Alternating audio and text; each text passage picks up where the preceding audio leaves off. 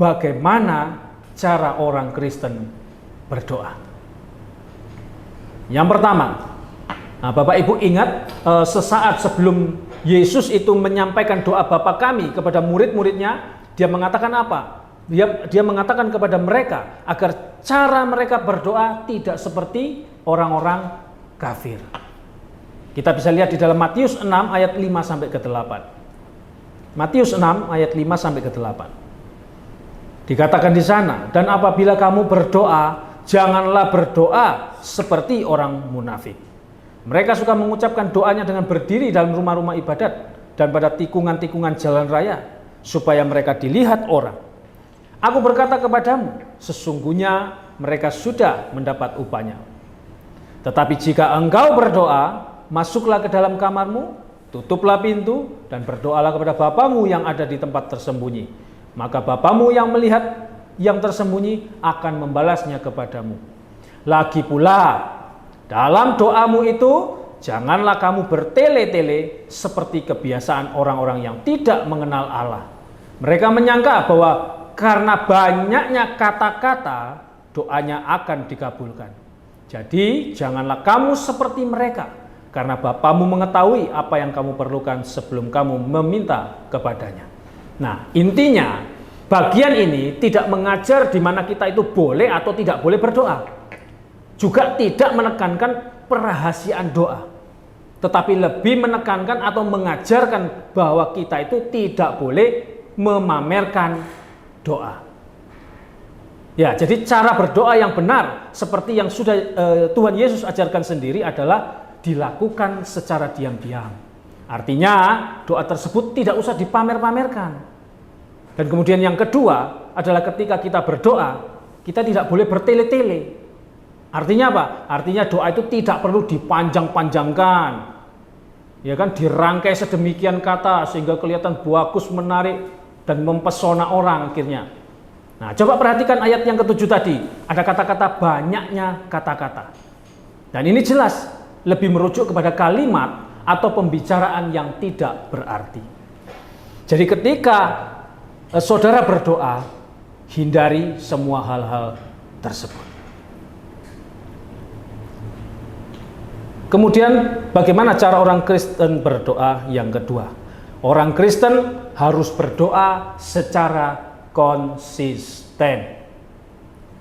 1 Tesalonika 5 ayat 17 dikatakan di sana apa? Tetaplah berdoa. Bapak Ibu Saudara terkasih dalam Tuhan, kita harus teratur dan konsisten di dalam memelihara waktu doa-doa kita. Kita harus menjalankan kewajiban berdoa itu di mana saja, baik itu di dalam kamar, di dalam lingkup keluarga, di dalam persekutuan-persekutuan, atau mungkin kegiatan-kegiatan rohani lainnya. Kita tidak boleh membiarkan kewajiban ini diinterupsi atau dihentikan oleh alasan sepele apapun. Kita harus bertindak sedemikian rupa sehingga dapat dikatakan bahwa kita itu berdoa secara teratur, kapan saja dan di mana saja. Nah, tentunya ini bukan berarti atau dapat dipahami bahwa kita harus meninggalkan segala tugas-tugas rutinitas kita ya, dan lalu kemudian menyerahkan diri dan waktu kita sepenuhnya pada doa. Bukan seperti itu maksudnya. Nah, coba perhatikan kata-kata Walvoord ini. Walvoord berkata, doa yang terus-menerus bukanlah doa yang berlangsung tanpa gangguan, tetapi doa yang terus berlanjut bila memungkinkan. Itu kata Walvoord. Jadi bukan berarti kita itu harus selalu menggumamkan doa di mana saja, kapan saja. Di kamar kita qomat kamit, di jalan kita qomat kamit. Pokoknya setiap waktu, setiap saat mulut kita ini tidak berhenti qomat kamit untuk berdoa. Tidak, bukan seperti itu maksudnya. Nah, maksudnya adalah kita berdoa itu pada waktu-waktu tertentu. Namun itu dilakukan secara teratur dan rutin. Itu maksudnya. Sehingga kita dapat menikmati persekutuan yang terus-menerus dengan Tuhan melalui doa tersebut. Jadi jangan salah di dalam memahami atau menafsirkan ayat ini. Karena ayat ini tidak berarti bahwa seseorang itu harus berdoa setiap waktu, setiap menit, setiap detik. Dan ayat ini juga tidak berarti mengharuskan bahwa seseorang untuk selalu di dalam sikap doa ya. Artinya kayak lipat tangan selalu seperti ini, ke kiri, jalan ke sana, lipat tangan, seperti itu berdoa, tidak seperti itu maksudnya. Nah, jadi Rasul Paulus tidak mengharapkan orang percaya untuk menghabiskan seluruh waktu mereka untuk berlutut dengan mata tertutup. Ketika dia berkata bahwa mereka harus tetap berdoa atau berdoa tanpa henti. Matthew Henry bilang begini, bukan berarti bahwa orang tidak boleh berbuat apa-apa kecuali berdoa. Tetapi bahwa jangan sampai hal-hal lain yang kita lakukan itu menghambat atau menghalangi waktu doa kita. Itu kata Henry. Nah, mengingat betapa pentingnya hal ini bagi kehidupan rohani seseorang, maka adalah wajar untuk berdoa dengan sering dan teratur. Terlebih jika kita menyadari bahwa kita memiliki ketergantungan pada Tuhan. Yesus pun mengatakan pada murid-muridnya bahwa mereka harus selalu berdoa dan tidak putus asa. Coba lihat di dalam Lukas 18 ayat 1. Lukas 18 ayat 1 dikatakan, Yesus mengatakan suatu perumpamaan kepada mereka untuk menegaskan bahwa mereka harus selalu berdoa dengan tidak jemu-jemu. Bapak Ibu, berdoa adalah tugas orang Kristen di dalam memenuhi tanggung jawab mereka sehari-hari.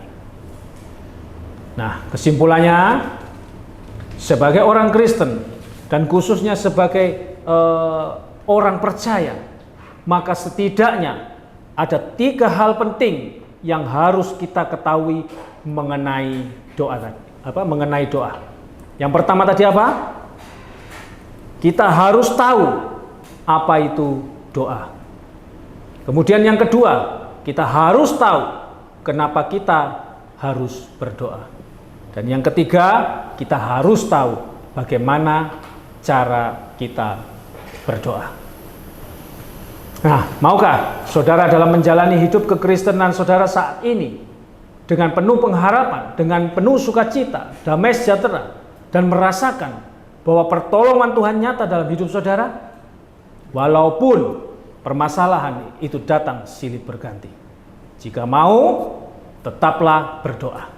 Jadikanlah doa itu sebagai gaya hidupmu, karena doa adalah persekutuanmu dengan Allah. Rasul Paulus pun merasakan kebutuhan untuk berdoa dan percaya bahwa hal itu mempengaruhi pelayanannya. Begitu juga dengan kehidupan kita saat ini.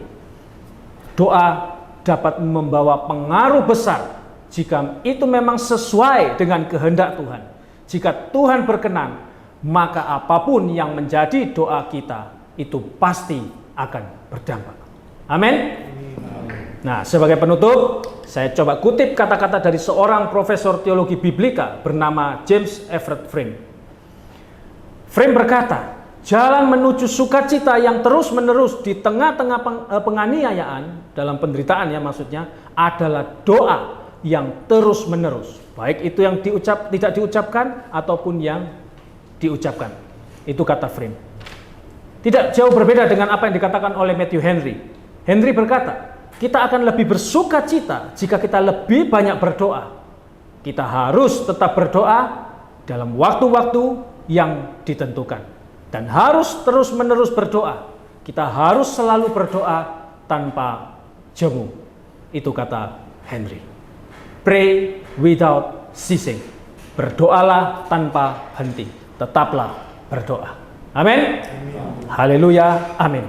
Kiranya firman Tuhan hari ini memberkati kita semua. Tetap semangat, tetap percaya kepada Tuhan Yesus apapun yang terjadi. Tuhan Yesus memberkati. Shalom.